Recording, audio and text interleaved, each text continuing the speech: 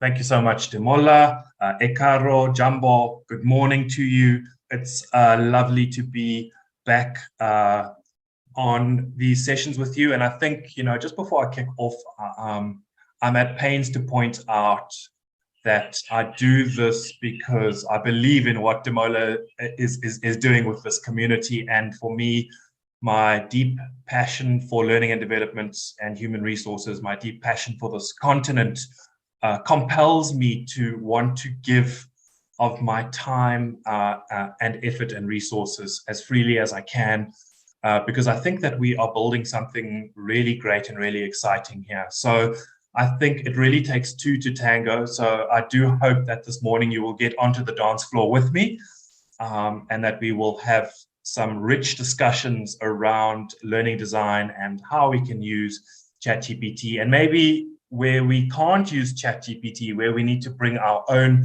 humanity and humanness into designing really effective learning programs and learning processes for the constituents that we serve, the line clients that we serve in our organizations. Okay, so in terms of how I like to present, just if you are on this session for the very first time, I'm more than happy to take questions and contributions and comments as we go along through the presentation. I've got a couple of slides that I want to share with you this morning. I'm not sure if we're going to have enough time to get to the future of learning design, but certainly we will be going through some of the key models and frameworks with regards to how we most effectively design learning programs. And then I will spend a good time on ChatGPT doing a demonstration of putting together and designing a learning program using this artificial intelligence software, which is freely available. Okay, on that score, let us get underway. So if you are a learning practitioner or an HR practitioner, I'm sure you've probably heard of the ADDIE design model. So the ADDIE learning design model or instructional design model is really one that is not new at all. It was designed in 1975. It was come up with by the Florida State University. And really what it is a framework which is still used very, very much and very broadly today to help us to design programs, workshops, and training that works really, really well and works most effectively with regards to our participants. So it asks us to do several things. And ADDIE is an acronym which stands for Analyze, Design, Develop, Implement, and Evaluate the training that we do. So very much still a standard framework and the benchmark to which we do design for learning programs. So all the way through from sort of school level into universities, as well as into companies and organizations who have a learning and development or training function. The ADDIE model is a really good way to go about putting together learning design.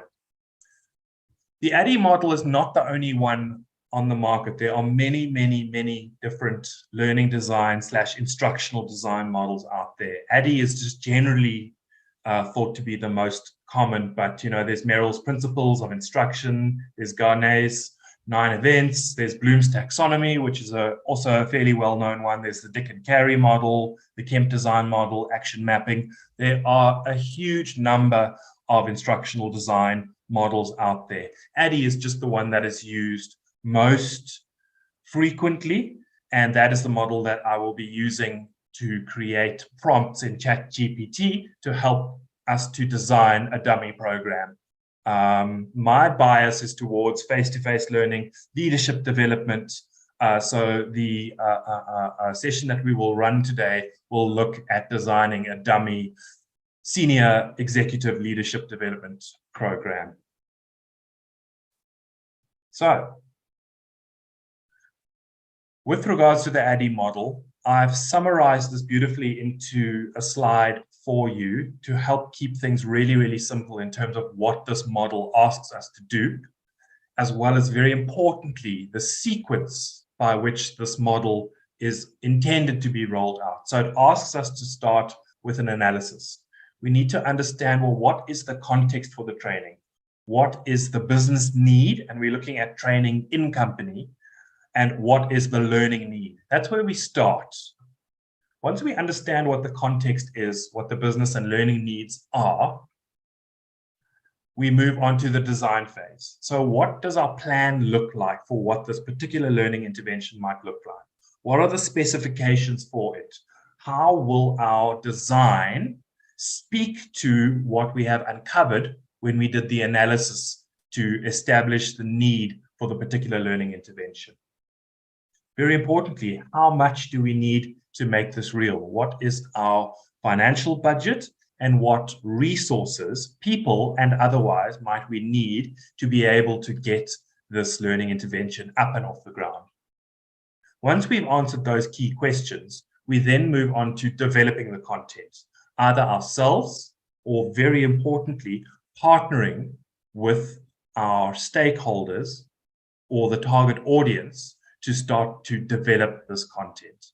Another way in which we can go about developing content for our learning intervention is either buying that content in and loading it up onto our learner management system or our LXP, or we can speak to subject matter experts inside of the organization who might help us to craft and create that content. I'm a big fan of collaboration, partnering, and co-creation of content, and that's how we ensure that our content that we have created speaks directly back to the analysis portion of the ADDIE model, right? So if we co-create and collaborate and partner to create content, chances are we're going to hit the mark a lot better in terms of filling the skills gaps that we have identified in our context for the learning and in our business and personal learning needs. From there, we move into implementation. That's the time to deploy our solution.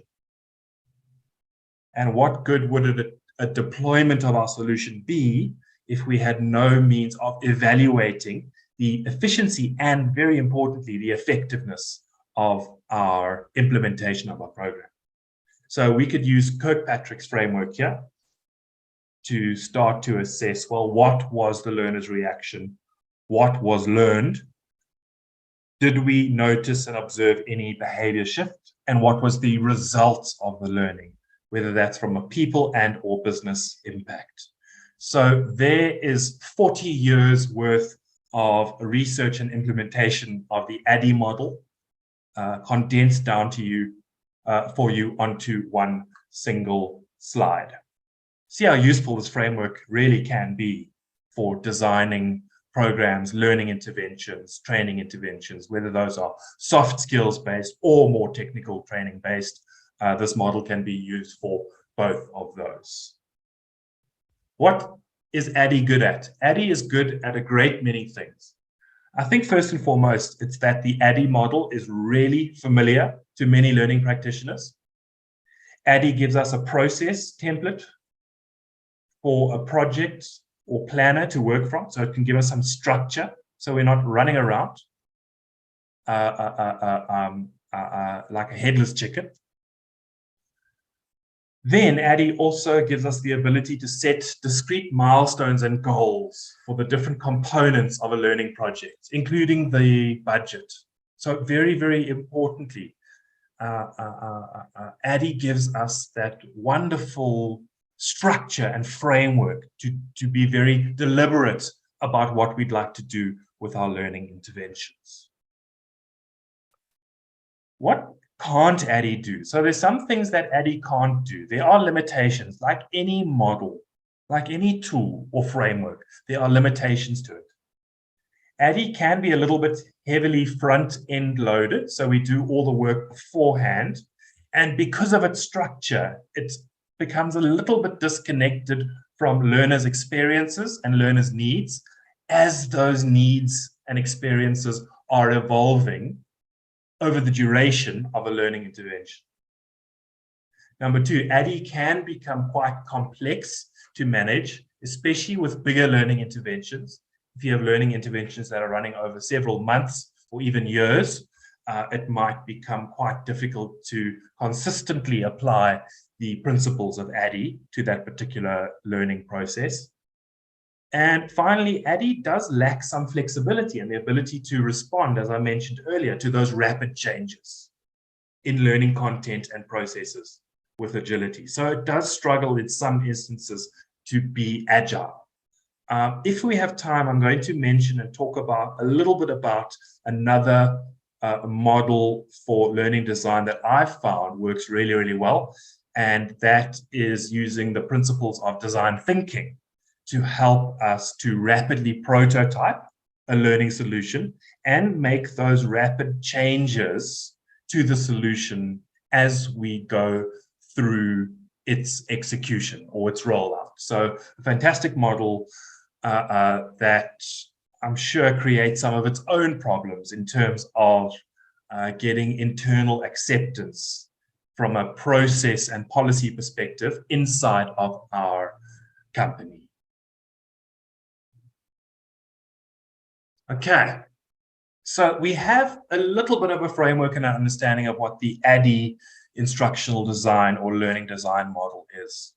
What I thought we could do is just take a few moments to talk about ChatGPT. So I'm sure you've heard about ChatGPT, and I'm sure there are going to be a range of different experiences on this call that we are on now with regards to people who have used ChatGPT, people who have heard about ChatGPT, those that use it daily as a part of their job, and then those who have not used ChatGPT at all. So what is it? And really, what is all the fuss about ChatGPT? Well, three very quick definitions. So what ChatGPT is it is an artificial intelligence chatbot, right? Developed by a company called OpenAI and launched in November of last year. ChatGPT is a form of artificial intelligence known as a large language model. And that word language is really, really important. When you interact and engage with ChatGPT, it almost feels like you are having a conversation with a human being. The wonderful thing with this is that you do not have to be a computer programmer or a data scientist in order to start using ChatGPT. It has been designed in a way to make its interface and its ease of use really its top priorities. In terms of how it works, because it is a large language model, ChatGPT itself has been trained by OpenAI, its holding company, to prepare responses to prompts or questions that you might ask it in a really sophisticated way. There are some limitations to ChatGPT. It has information that it has crawled from all over the internet up to about 2021. ChatGPT is not magic. In fact, it is like a human being in many respects. It makes errors. It makes mistakes. Sometimes the information that it provides to us is not necessarily accurate. So my main caveat and my main assertion is that ChatGPT is something that can be used for designing learning programs, but to know that its outputs are going to be really quite generic. We are unable to ask ChatGPT to provide us with proprietary information about a company's strategy, for example, or the financial affairs of a company. It will not give us those responses. So ChatGPT, in many respects, is a starting point to get our ideas, our creative juices flowing with regards to whatever it is we might be using it for. I use ChatGPT. I know Demola uses ChatGPT a lot for designing learning programs, putting together learning schedules, doing storyboarding, that kind of thing. It's incredibly useful as a starting point. It is not necessarily definitive. It's not going to do our jobs for us as learning practitioners or as HR practitioners a little bit more broadly, but it can really augment what we do. And it is able to augment what we do by being incredibly versatile. One more slide on ChatGPT, and then we're going to move into our demonstration. The bottom line for us as learning practitioners, what ChatGPT can do is automate and research usually very administratively heavy tasks and time-consuming tasks. So if I want to, for example, research what global leadership trends are, I can either spend 3 hours on Google trying to come up with a list of 10 trends for leadership in 2023, or I can ask ChatGPT to pull together and aggregate that information for me. So it's already provided that sort of baseline of information, saving me really a lot of time, really a lot of time. Number two, ChatGPT is incredibly easy to use. It does feel like you're having a conversation with another human being. Number three, just like a human being, ChatGPT is not perfect. It does make mistakes and should be fact-checked for anything other than those generic outputs that it does produce. Number four, very important. To get the best out of ChatGPT, we need to give it proper context. And this is what's called prompting. And there is a new role that is coming up in organizations. And that role is that of the prompt engineer, a person who's able to get the most out of artificial intelligence to help themselves and to help others and the organization to really bring artificial intelligence to bear in terms of how the organization does its work. Giving it the proper prompts and enough context to start producing those useful outputs is what is absolutely key for ChatGPT. All right. I think let us move on to our demonstration with regards to ChatGPT. Let me quickly pull up my second screen. I'm going to zoom in a little bit. I just wanted to confirm, please pop something into the chat and let me know if you can see ChatGPT on your screen, or give me a thumbs up. Fantastic. Okay, so I'm going to zoom in a little bit just to make it easier to see because I'm screen sharing. So as you can see on the left-hand side here, I've been doing a lot of work on ChatGPT. I've got pages and pages and pages of really good information and sometimes not so good information that ChatGPT has helped me to produce. So I partner with ChatGPT. It's not that ChatGPT does the work for me.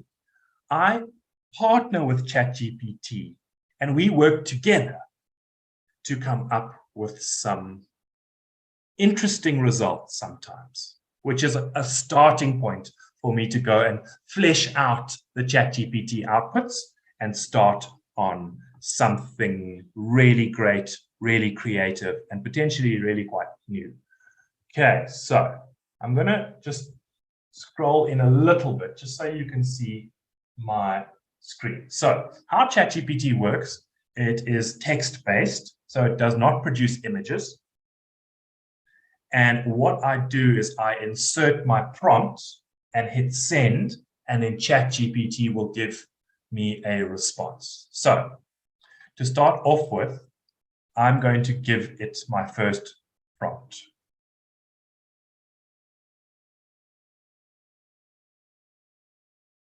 I'm going to ask it, hello, ChatGPT, and we can be quite friendly with it. It does definitely produce really good outputs when we are when we try to be ourselves, and that's what's the most amazing part of this particular piece of software. So this is me starting to give ChatGPT the context of what I'd like it to do.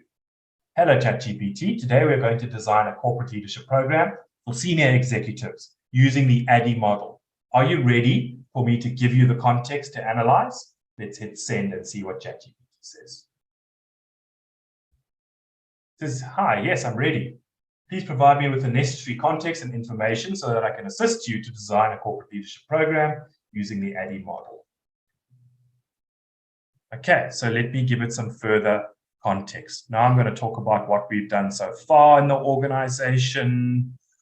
I'm going to start to give it what we have done with regards to finding out some interesting and informative background information, because I'm going to ask it to analyze the context that I've given it to start to fulfill the first part of the ADDIE model, right? So we've done a survey of our senior managers to understand some of the skills gaps they're facing. We did a 360 assessment with them. We believe that some of the skills gaps are related to their ability to execute the strategy and ensure the organization remains financially sustainable.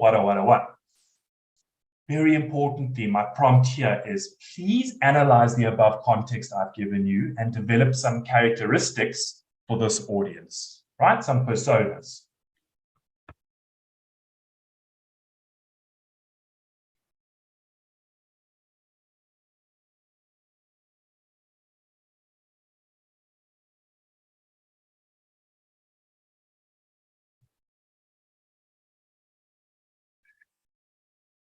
The outputs are amazing. It's made some assumptions or some inferences in terms of who our audience is. They're probably experienced professionals, they're strategic thinkers, they're probably financially literate. Most likely they're team leaders, they're results oriented, and they are or should be continuous learners. What I can ask ChatGPT to do now is, okay, so given what you've said about what are the key skills or competencies that we need our senior leaders to have, put together some learning objectives for me, right? So this is the design piece. Design some learning objectives for this program and some instructional strategies that we could use. And let's ask ChatGPT to please put this in a table for us in tabular format.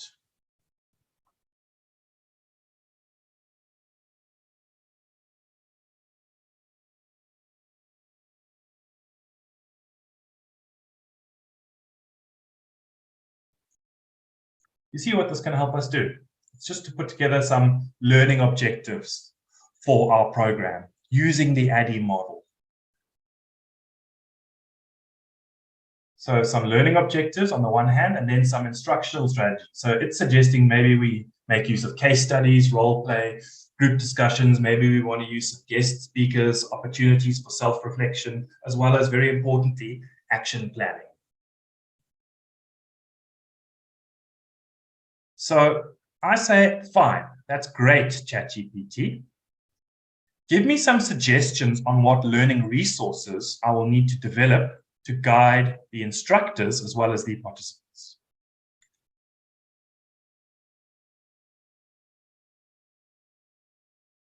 And it will do that for me. So we'll need to develop a variety of learning resources. This is the development of our program. So it's saying things like create an instructor guide, a participant workbook you might want to put together. You might want to use some online learning modules, reference materials, a facilitation guide, and develop those feedback forms that you will need to fulfill the evaluation part.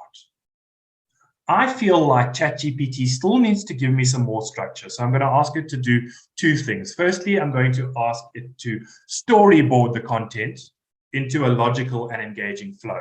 Let's see what its output is.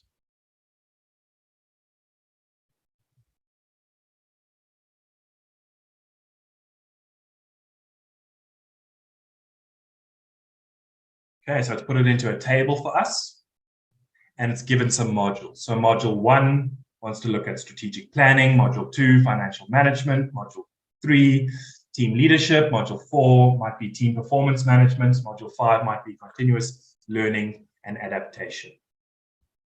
This is a starting point. right, in terms of flow.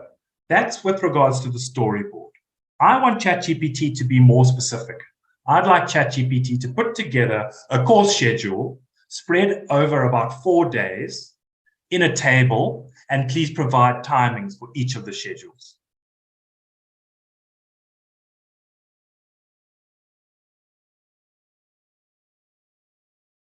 This is going to help me immensely when I deploy this program, right? It's going to give me greater structure. And there it's given me days, the timings for the days, and in terms of how much time should be spent on each of the modules.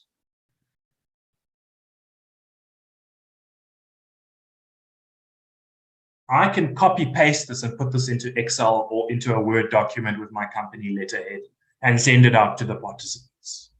I definitely want to check what it's done. I want to sense check what ChatGPT has produced before sending this out. I definitely want to do that before I do, but it's a starting point. What ChatGPT has done, it has automated something that might have taken me a few days to put together, and we've spent the last 5 minutes together on ChatGPT. And that's really what's incredibly powerful about this software. There's 2 more things I want ChatGPT to do. I want it in terms of the letter E, the evaluate the learning intervention. I want it to put together a means for thoroughly evaluating pre-program skills during and post-program learning. I need key information on what was learned and how this might be applied back at work. Suggest some timelines too as well. So I'd like it to, give me structure. ChatGPT will only give me back as much as I'm prepared to give it with regards to information. I want to be as specific as I can.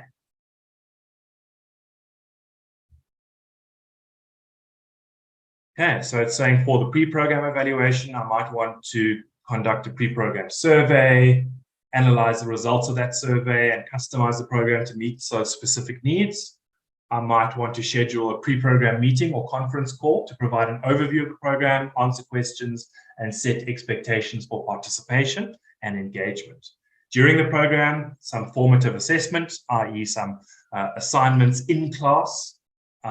Maybe I want to put together an action learning project to really consolidate learnings long after the program is finished.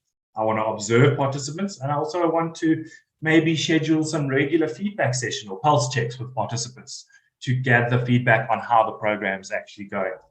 And then post-program, I might want to conduct a post-program survey, a follow-up meeting, maybe a focus group with participants. Maybe I want to speak to line managers to understand how effective this program has been in terms of shifting the behavior, for example. And it gives me some timelines in terms of when I should do these things. At least 2 weeks before the program, opportunities for feedback session within the program, 1 to 2 weeks after the program, 2 to 3 weeks after, and maybe 3 to 6 months after the learning intervention.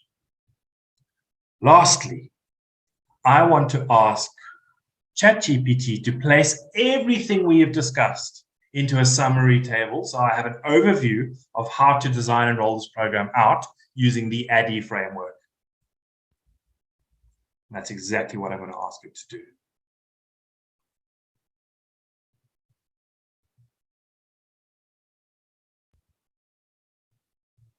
And you have to put it into a table for me. Under the analysis part, conduct those 360 assessments, identify the target audience. It's given me some indicative outputs. Under design, I want to develop the learning objectives, set the instructional strategies. Under development, it's to create the course materials and storyboard it. Under implementation, under evaluation, I want to conduct the pre, during, and post surveys and other touch points that I have. And there I've just designed a senior executive leadership development program in 9 minutes. Okay, so I've taken you through how to maybe start to use ChatGPT as a way to bring the ADDIE model to life. There are many other ways in which we can use ChatGPT in effective ways in the human resources space more broadly, and we can discuss some of those after. I wanted to expose you to another learning framework.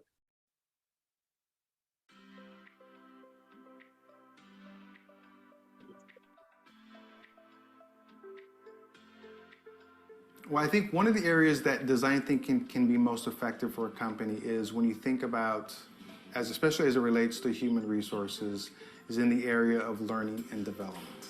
Because learning and development is specifically geared towards, hey, we want to equip our employees to have certain competencies that will make them more successful in their job. And so learning and development generally has this shared idea of we want to equip and build capacity. And I think that's one of the greatest benefits of using design thinking in any company, whether it's HR or marketing or anything like that. It's the idea of not only solving complex problems, but it's also building a certain capacity or building a competency within a company to solve those problems moving forward. That incredibly short video really speaks to what myself and Demola have been talking about for a long time.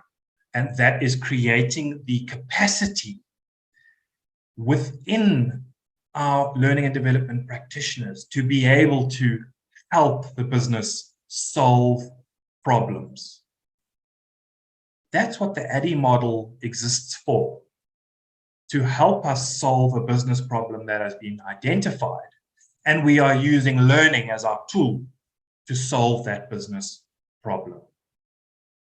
Design thinking or learner-centered design is another tool that we can use to start solving business problems using learning. So what is learner-centered design and what is it all about? Really, this is the process of building learning experiences by focusing on those learner challenges and building fitting solutions by working through an iterative process. So whereas the ADDIE process for instructional design might be a one and done process, so we run through one cycle of ADDIE per learning program, the learner-centered design process is really iterative, so that we can make changes in a learning intervention as we go along, as new sorts of challenges and opportunities and problems start to emerge. And we allow our learners to guide us in terms of what those new challenges, problems, and opportunities are, so that we can shift and change those learning programs to suit those emerging needs, right? So this is not necessarily different from the ADDIE instructional design model. What it does is it just creates an opportunity to appreciate that the world is not static, that learning is not static, and that as learning needs emerge, so too must we be agile and flexible enough to be able to respond to those learning needs as they are emerging in real time.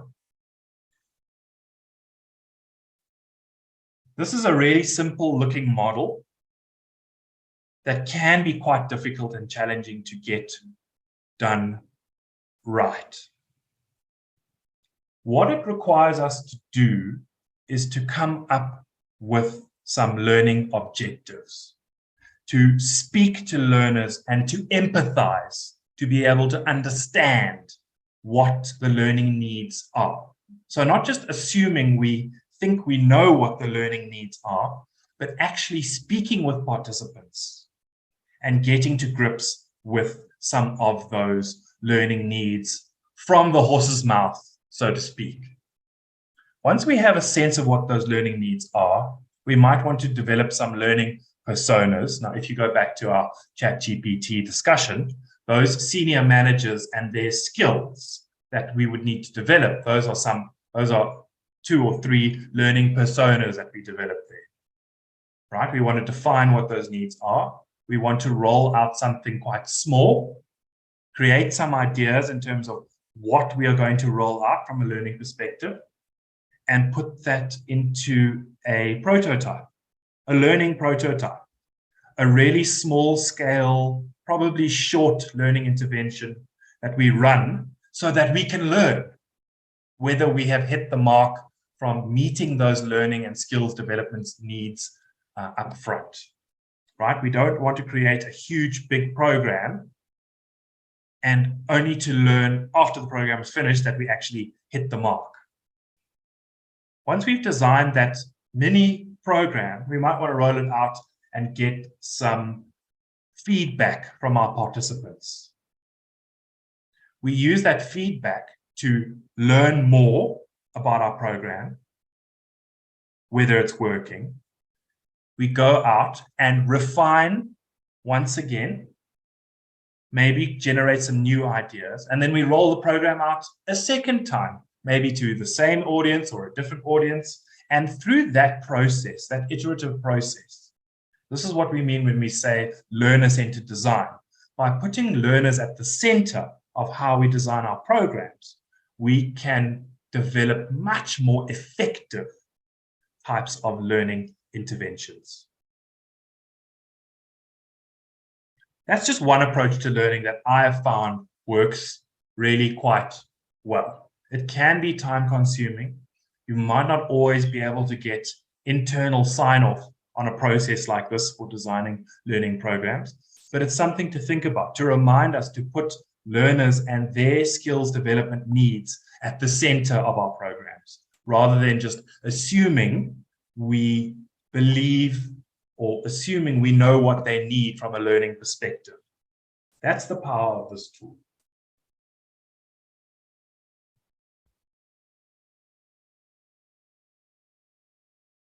A few thoughts on learner-centered design before I wrap up and open up for questions.